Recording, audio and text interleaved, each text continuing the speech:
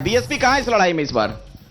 कुछ कहने से पहले सबसे पहले बाबा साहब डॉक्टर अंबेडकर को सशक्त नमन करते हुए और आप पत्रकार बंधुओं का इस अल्लामा शिबली नोमानी की धरती, हरियौद की धरती, महापंडित राहुल चंद्र कीर्तन की धरती पर आप सभी लोग का बहुत बहुत स्वागत और सामने बैठे हुए जनता जनार्दन का बहुत बहुत स्वागत करते हैं। सभी पार्टियों ने अपनी बातों को रखा और आपसे थोड़ा सा मेरे निवेदन ये है कि हम यहाँ पर एक राष्ट्रीय पार्टी हैं, चार लोग पैनलिस्ट खड़े हुए हैं और इसमें एक पार्टी क्षेत्रीय और हम 3 पार्टियां नेशनल पार्टी है और हमें भी सबके बराबर मौका मिलना चाहिए। और इतने में तो अपनी बात आप रख देते जितने में भूमिका बना रहे हैं, अपनी बात तो रखिए सर। हम अपनी बात रखना चाहते हैं। बात यह है कि सभी पार्टियां सत्ता में रही हैं। कांग्रेस के प्रवक्ता बड़े भाई अभी तो बता रहे थे लंबे समय तक इनकी पार्टी सत्ता में रही है और संविधान आज खतरे में है और सभी लोगों को याद है 21 महीने के इमरजेंसी में सबसे ज्यादा संविधान संशोधन कांग्रेस की सरकार में हुआ है। उसके बाद आज जो है संविधान की जो है दुहाई देने वाले हमारे साथ खड़े हुए प्रवक्ता जो सपा के प्रवक्ता बड़े भाई खड़े हुए हैं। जब इनके जो है पार्टी सत्ता में आती है यूपी में तो प्रमोशन के आरक्षण का विरोध सबसे पहले ये करते हैं। उसके बाद जो है बाबा साहब डॉक्टर भीमराव अंबेडकर के बनाए हुए जो है पार्क को अयासी का अड्डा बताने का काम करते हैं और जो है बहन जी संविधान खतरे में आप कहते हैं बीजेपी से, ये तो कह रहे हैं बीएसपी वाले आप लोगों से खतरा है। तो कह ही रहे हैं कि भारतीय जनता पार्टी और बहुजन समाज पार्टी एक दूसरे के चोली दामन का साथ है।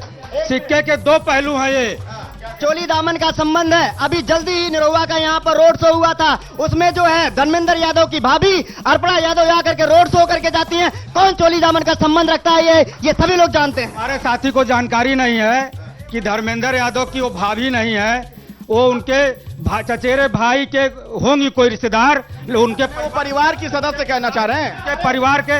आप देखिएगा, आप ये कह रहे हैं भाभी मानने से भी इनकार करते रहे हैं ये लोग। पहले संध्या जी कौन है? संध्या हमारी बात पूरी जाने दीजिए तब इनकी वर्जिन लीजिए। ये कह रहे हैं संविधान खतरे में नहीं है, वही बात आज नरेंद्र मोदी जी कह रहे हैं संविधान खतरे में नहीं है। तो बहन मायावती और नरेंद्र मोदी में कोई अंतर नहीं है।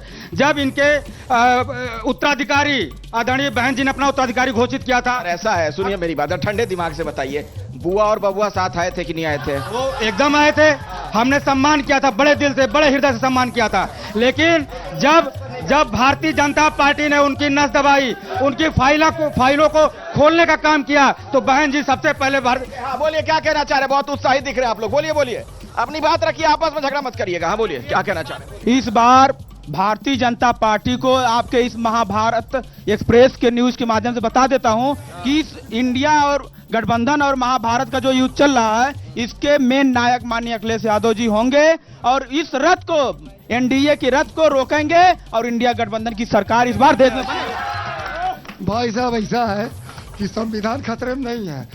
एक खतरे में डालने वाला व्यक्ति जिसने 44वें अमेंडमेंट में संविधान की मूल आत्मा में बदलाव कर दिया, बाबा साहब के ऊपर थूका है इन लोगों ने। इन लोगों की यही दशा है। दूसरी पार्टी है जो बाबा साहब को भूमाफिया बोलती थी कि कहीं भी मूर्ति लगवा करके कब्जा कर लेते हैं। ये दशा है इन लोगों की। सपा की बात कर रहे हैं। बाबा साहब को ये लोग बदनाम करने का काम करते हैं केवल। मैं कहना चाहता हूं अपने भाई, और किसी का बोलना तो हाथ उठाइए, आता हूं मैं, हाथ उठा के रखिए। उनको मैं बताना चाहता हूं जिस मिशन को लेकर माननीय काशीराम जी ने बसपा का गठन किया था उस मिशन से भटक चुके हैं और जब तक काशीराम जी थे तब तक ये 76 से राष्ट्रीय पार्टी बनी। जब से बहन मायावती जी के हाथ में इनका पीछे किसी कुछ बोलना है, पीछे किसी को बोलना था, हाथ उठा रहे थे, किसको कहना था? हाँ घूम रहे हैं आप, हम ही को भूल जा रहे हैं। 90% हाथ से काम करने वालों, वर्ण व्यवस्था को नकारो। हम 90% कमेरावादी है। मेहनत करके एक रोटी कमा के खाते हैं, अपनी मेहनत से पूरी दुनिया का पेट भरते हैं और अपनी मेहनत से प्रधानमंत्री किसको बनाना चाहते हैं? राहुल गांधी को बनाएंगे। आपके जैसे वो भी खूबसूरत प्रधानमंत्री हम उसको बनाएंगे जो रोजगार देगा। प्रधानमंत्री उसको बनाएंगे। कौन देगा? जो देगा। राहुल गांधी चिल्ला रहे 30 लाख रोजगार हम देंगे।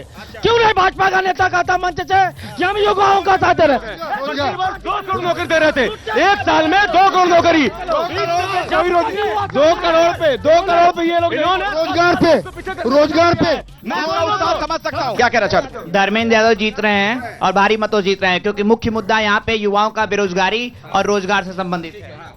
अरे सर, महंगाई और बेरोजगारी पे बात होनी चाहिए। जब राहुल गांधी कह रहे हैं 30 लाख हम नौकरी देंगे तो उनको इस बार देखा जाएगा, उनको प्रधानमंत्री बनाया जाएगा।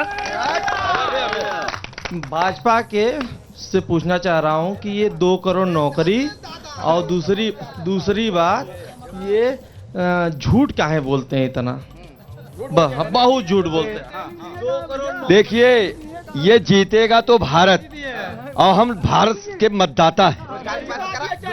जीतेगा तो भारत, मजबूत भारत, विकसित भारत, आत्मनिर्भर भारत, और इसी को भारत कहते हैं। और बाकी देश आगे जा रहा है, बस साथ में चलते जाना है। दुनिया में नंबर 1 पर भैया जो ये बुलडोजर की दावा करते हैं, यूपी पुलिस का पेपर लीक हुआ, ये बताइए उनके घर पे बुलडोजर क्यों अभी तक नहीं चला? ये जो है भारतीय जनता पार्टी वाले बार बार झूठ बोलते हैं, आज भी झूठ बोल रहे हैं। मैं फिर कह रहा हूं, अगर इनका नेता बड़े मंच से कह दे कि मैं 30 लाख नौकरी देता हूं, आज मैं पहला युवा होऊंगा जो भारतीय जनता पार्टी को वोट दूंगा। चलिए ठीक है, मुझे ब्रेक लेना पड़ेगा। इनके सरकार में कितना बिना पैसे की नौकरी मिली है और कितना घूस के लोग दिए हैं। सुनिए, जितने विद्यालय हैं, पेपर लीक भी अगर हुआ तो इनके विद्यालय से हुआ है। ये लोग क्या बात करेंगे?